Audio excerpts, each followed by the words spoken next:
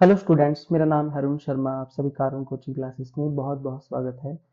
Students, पिछले lecture में हमने लायबिलिटीज के बारे में जाना है ना, और करंट लायबिलिटीज जो है वो क्या होती हैं और उसकी क्या कंडीशन होती है, ये सारी बातें हमने यहाँ पे समझ ली है। ठीक है।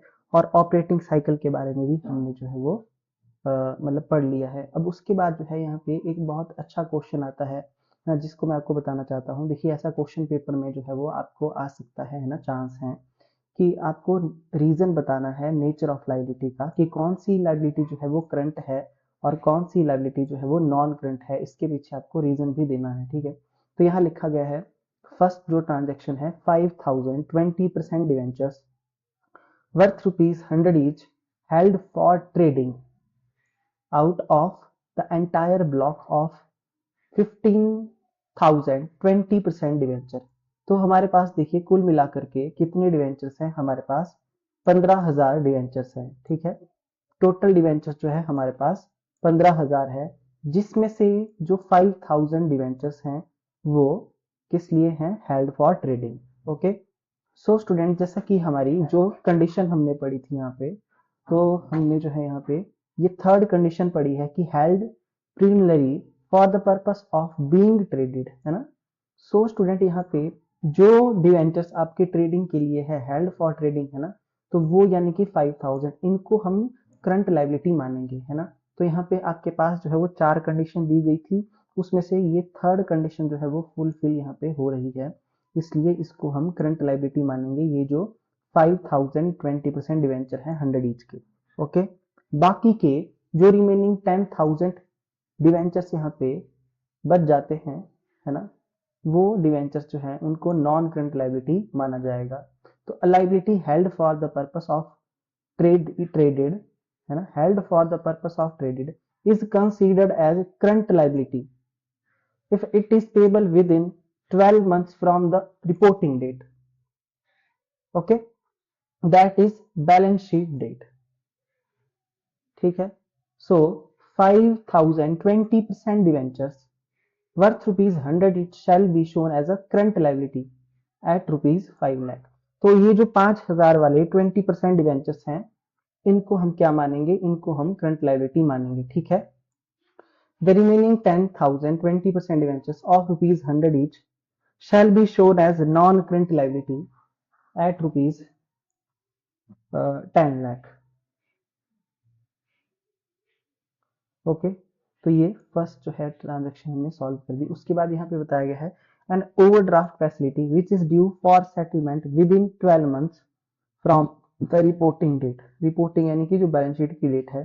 तो स्टूडेंट, मैंने आपको बताया था कि जो जो भी पेमेंट होगी, है ना, अगर उसकी जो सेटलमेंट है वो 12 महीने के अंदर अंदर नहीं हो पाती है, तो वो कैसी लायबिलिटी मानी जाएगी, वो नॉन करंट मानी जाएगी। तो overdraft facility which is due for settlement with in 18 months from the present balance sheet date will be considered as non current liability. तो इस लायबिलिटी को हम नॉन करंट मानेंगे, because although the business can not postpone या defer its settlement. अपनी जो transaction है उसको बिजनेस जो है पोस्टपोन नहीं कर सकता है ना। It is expected to be settled later than 12 months. ठीक है। तो ये 12 महीने के बाद इसकी सेटलमेंट है ना, विद इन 12 मंथ्स नहीं है, इसलिए ये जो लायबिलिटी है वो नॉन करंट लायबिलिटी मानी जाएगी। ठीक है। उसके बाद नेक्स्ट है, liability expected to be settled within 11 months. देखिए, इसकी जो सेटलमेंट है वो 11 महीने के अंदर हो रही है, जबकि ऑपरेटिंग साइकिल जो है वो 8 महीने का है। ठीक है। ऑपरेटिंग साइकिल तो 8 महीने का है, पर सेटलमेंट 11 महीने की है। ओके। तो यहाँ पे क्या बोला गया है कि ये करंट लायबिलिटी है। क्यों क्यों करंट लायबिलिटी है? क्योंकि इसका जो टाइम ऑफ सेटलमेंट है वो 11 मंथ है, which is less than 12 months. The expected time of settlement is not falling with in the operating cycle, but operating cycle तो 8 महीने का है। The liability is still being considered as current, इसको current ही माना जाएगा, है ना, as it is satisfy the stipulation of time let down by the second condition which provides for settlement with in 12 months of the reporting date. जैसा कि यहाँ पे बताया गया था, जो सेकंड कंडीशन थी कि जो सेटलमेंट, जो यहाँ पे सेटलमेंट की जो डेट है, सेटलमेंट का जो टाइम है वो from the date of balance sheet कितना होना चाहिए, 12 महीने का जो है वो होना चाहिए। ठीक है। a liability expected to be settled within 18 months while the operating cycle of business is 14 month. देखिए जो ऑपरेटिंग साइकिल है वो तो 14 महीने का है, ठीक है, पर इसकी जो सेटलमेंट है वो 18 महीने की है, ठीक है, मतलब 12 महीने के बाद की। और विद इन ऑपरेटिंग साइकिल जो है इसकी जो है वो सेटलमेंट हो रही है। ओके, तो student this is a non current liability, ये भी नॉन करंट लाइबिलिटी है। ये नॉन करंट लाइबिलिटी क्यों है? Because the period of settlement 18 months is neither following with in the operating cycle nor with in the 12 months from the date of balance sheet, है ना।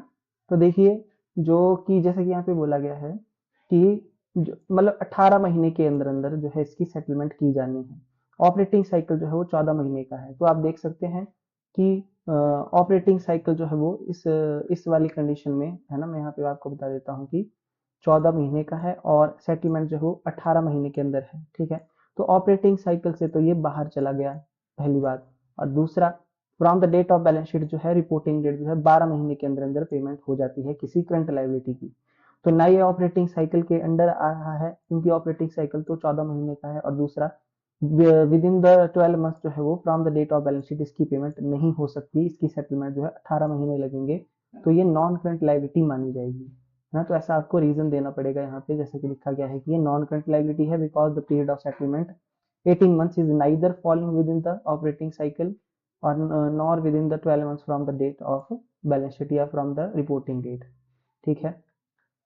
उसके बाद यहाँ पे हमारे पास लास्ट ट्रांजेक्शन है, a liability expected to be settled within 15 month। तो एक लाइबिलिटी है जिसकी सेटलमेंट जो है वो 15 महीने के अंदर अंदर जो है वो की जाएगी, जबकि ऑपरेटिंग साइकिल बिजनेस का 18 मंथ का है। अब देखिए ऑपरेटिंग साइकिल तो 18 महीने का है और सेटलमेंट जो है 15 महीने में हो सकती है, यहाँ पे ऐसा बोला गया है। तो ये तो with in the operating cycle है। तो देखिए दिस इज करंट लायबिलिटी, ये करंट लायबिलिटी मानी जाएगी क्योंकि जो पीरियड ऑफ सेटलमेंट वो 15 महीने का है, वो फॉल कर रहा है ऑपरेटिंग साइकिल में, है ना। जबकि it is greater than 12 months from the period, है ना, period from the reporting date, मतलब बैलेंस शीट की जो डेट है उसके बाद जो है 12 महीने के अंदर अंदर तो इसकी पेमेंट नहीं हो सकती, जबकि ऑपरेटिंग साइकिल के अंडर अंडर इसकी पेमेंट हो रही है ना। तो इसका मतलब क्या हुआ, ये जो कंडीशंस आपको बताई गई है इसमें से कोई भी कंडीशन अगर फुलफिल हो जाती है स्टूडेंट, जैसे ऑपरेटिंग साइकिल के अंडर अंडर पेमेंट हो रही है ना, या फिर 12 महीने के अंदर पेमेंट होती है from the date of balance sheet, या फिर जो है वो जो भी आपकी लाइबिलिटी है वो किस पर्पज से है, ट्रेडिंग पर्पज से है ना, है ना। और जो सेटलमेंट है वो 12 महीने के अंदर हो जाती है, फिर से यहाँ पे बोला गया है ना, defer settlement for there is no unconditional right to defer settlement for at least 12 months from the date of balance sheet, है ना, 12 महीने से ज्यादा का नहीं होना चाहिए।